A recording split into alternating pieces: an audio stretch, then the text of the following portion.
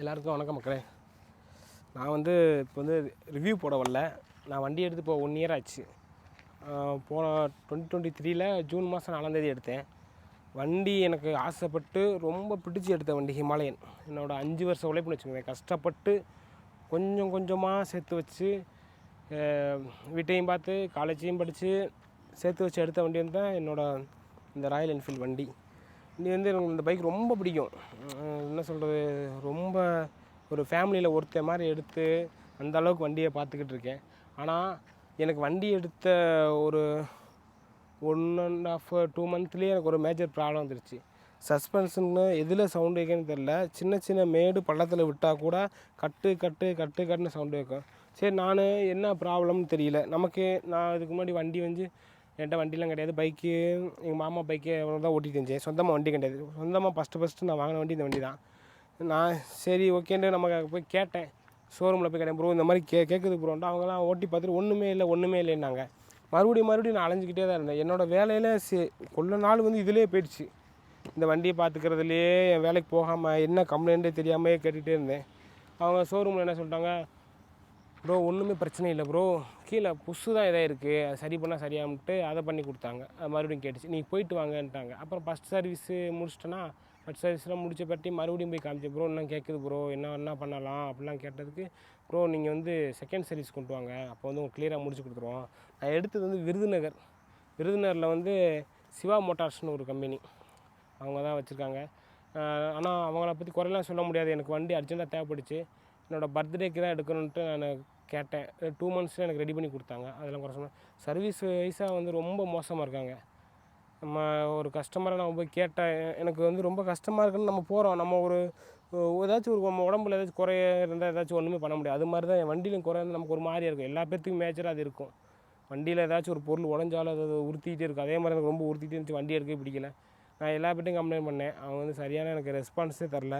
ஸ்விங்காம்ஸில் ஏதோ பிரச்சனை இருக்கும் ப்ரோ, அதான் கழட்டி பாருங்கன்ட்டு கழட்டி பார்த்து கிரீஸ் அடித்து இதெல்லாம் வச்சு கொடுத்தாங்க.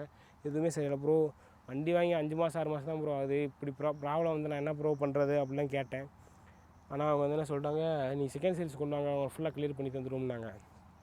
எதாக இருந்தாலும் புதுசு கூட மாற்றி கொடுத்துருவோம், வாரண்டியில் க்ளைம் பண்ணி கொடுத்துருவோம்னு சொன்னாங்க. நமக்கு அந்த வாரண்ட்டி கேரண்டி எதுவுமே தெரியாது. இன்சூரன்ஸை பற்றி வண்டியை எடுத்தாச்சு, வேலை பார்த்தாச்சு, கஷ்டப்பட்டாச்சு, ஃபுல் கேஷ் கட்டி எடுத்தாச்சு. ஆனால் அவங்க சொன்ன மாதிரி நானும் செகண்ட் சர்வீஸ் விடுறதுக்காண்டி கால் பண்ணாங்க.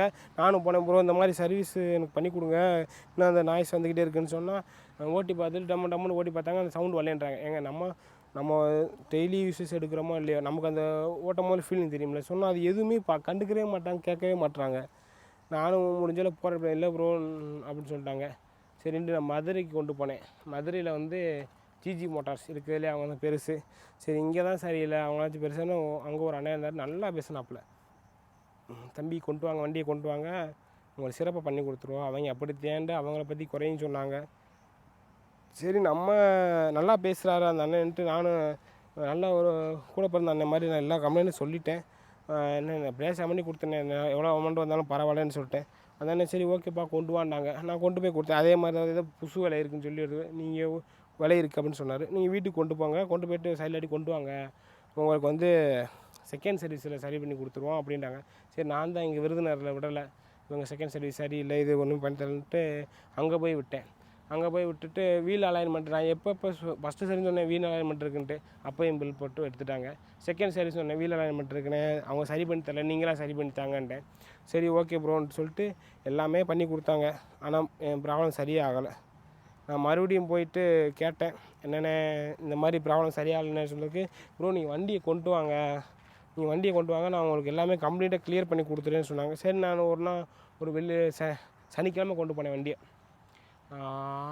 10ஆம் தேதி நினைக்கிறேன், 10ஆம் தேதி கொண்டு போனேன் வண்டியை. எப்போ பிப்ரவரி 10 அப்போ நான் கொண்டு போனேன் வண்டியை.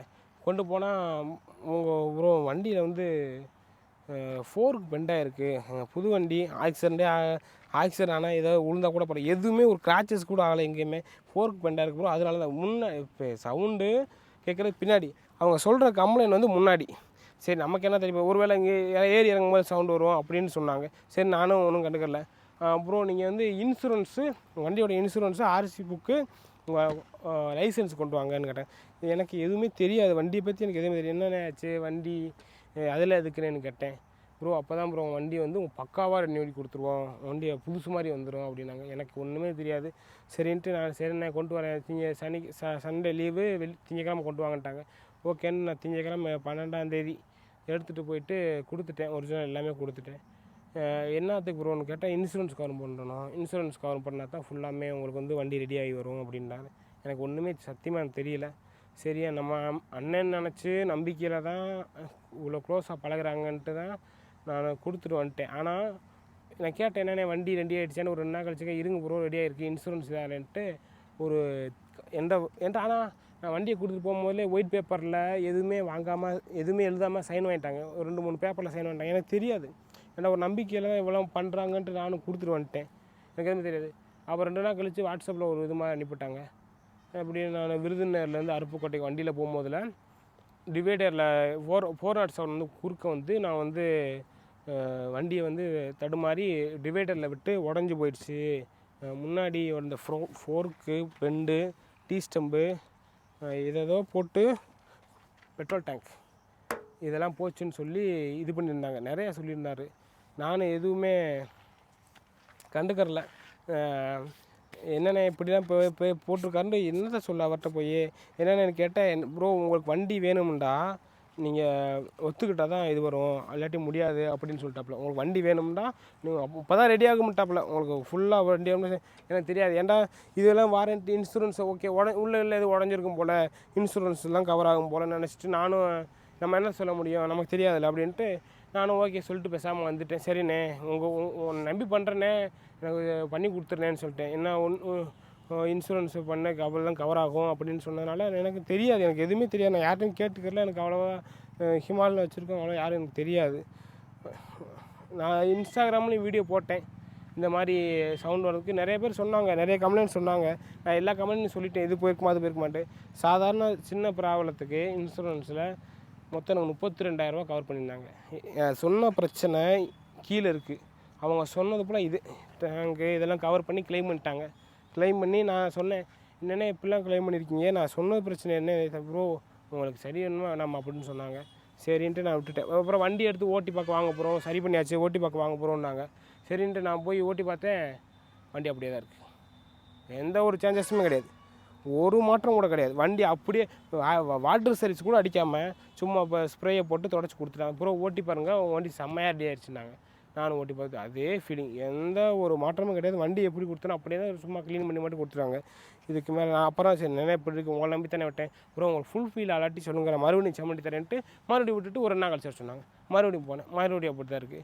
இப்படியே என்னை அலைய விட்டுட்டே இருந்தாங்க. ப்ரோ நான் எனக்கு இந்த மாதிரி எக்ஸாம்லாம் இருக்குது ப்ரோ, என்னது பயங்கரமான வில்லேஜ், பஸ் வசதிலாம் கிடையாது, நான் வண்டியெல்லாம் போவேன், எனக்கு காசு இதெல்லாம் பிரச்சனை கிடையாது ப்ரோ அப்படின்னு சொன்னேன்.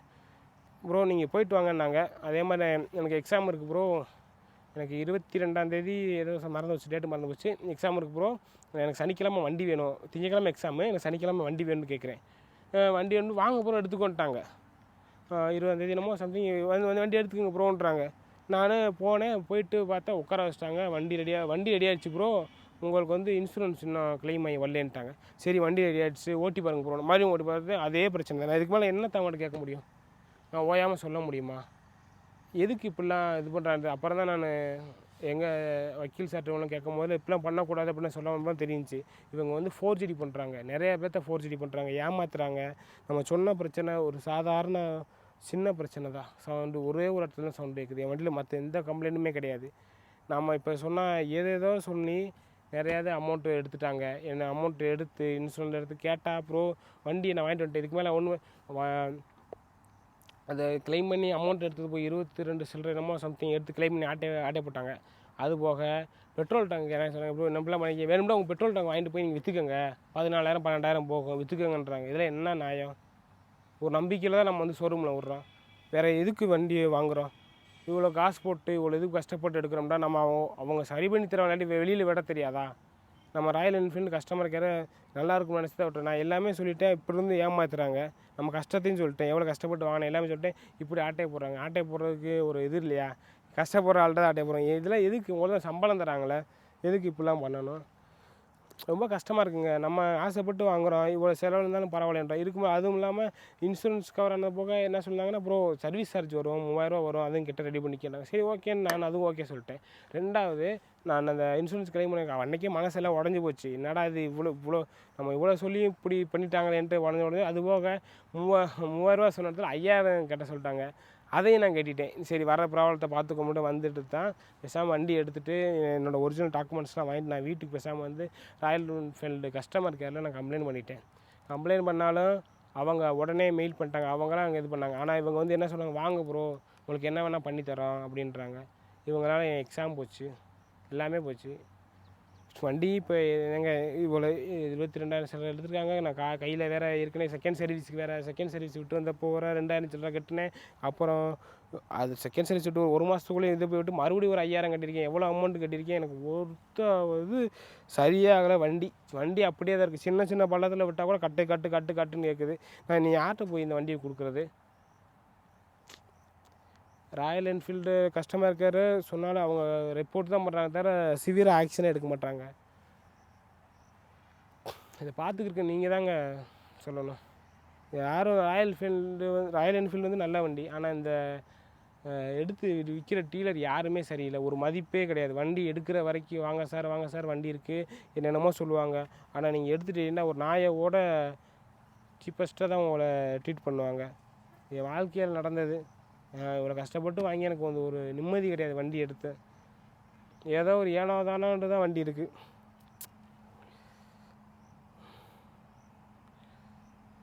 ராயல் என்ஃபீல்டு தான் இதுக்கு வந்து பதில் சொல்லணும்.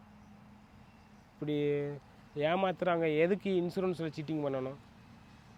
இன்சூரன்ஸில் எதுக்கு அப்படி ஏன் பண்ணணும்? நான் ஒரு சின்ன கம்ப்ளைண்ட் போய் எதுக்கு எப்படி எனக்கு மாதிரி எத்தனையோ பேருக்கு நடந்திருக்கு. நான் கேட்டதில் எனக்கு தெரிஞ்ச அண்ணனே எனக்கு இப்படி தான் நம்பி எதை சொன்னாங்க. நான் வேறு ஷோரூமில் விட்டேன், அவங்க ஒரு 2,000 ரூபாயிலே முடிச்சு கொடுத்துருவாங்க, அவங்க 15,000 ஆகும்னு சொன்னாங்க. இன்சூரன்ஸ் கிளைம் பண்ணாங்க. எதுக்கு இப்படிலாம் பண்ணுறாங்க? எனக்கு இன்னுமே இதுக்கு ஆன்சர் கிடைக்கல. அவங்க வந்து கேட்டாங்க, ஏங்க ஒரு தப்பை செஞ்சுட்டு மறுபடியும் அப்புறம் வந்து தப்புக்கு மன்னிப்பு கேட்குறது என்ன இது இருக்குது? எல்லாமே எனக்கு எல்லாம் செய்ய வேண்டியதெல்லாம் வச்சு செஞ்சு விட்டீங்க. அப்புறம் வந்து மன்னிச்சுக்கோங்க, உங்கள் அண்ணன் மாதிரி தம்பி மாதிரி ஒரு இடம் மன்னிச்சு விடுங்கண்டா. எக்ஸாம் கிடைக்குமா? இல்லாட்டி நான் கட்டின காசு இதாகுமா? என் வண்டி தான் இதாகுது தெரியுமா?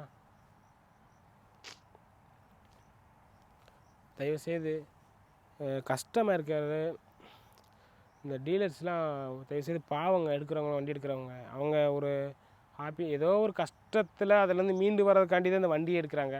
ஆனால் நீங்கள் இந்தளவுக்கு மோசமாக பிஹேவ் பண்ணுன்னு தெரியவே தெரியாது. எல்லா பேருமே சொல்கிறாங்க ராயல் என்ஃபீல்டு மோசம். அது இப்போ தான் தெரியுது எவ்வளோக்கு மோசம்ன்ட்டு. சர்வீஸ் எல்லாம் மோசம்னு இப்போ மோசடியில் இறங்கிட்டீங்க நீங்கள் நல்லா. அதுதான் தெரியுது. ராயல் என்ஃபீல்டு சொல்லலை, டீலர்ஸ். நன்றி.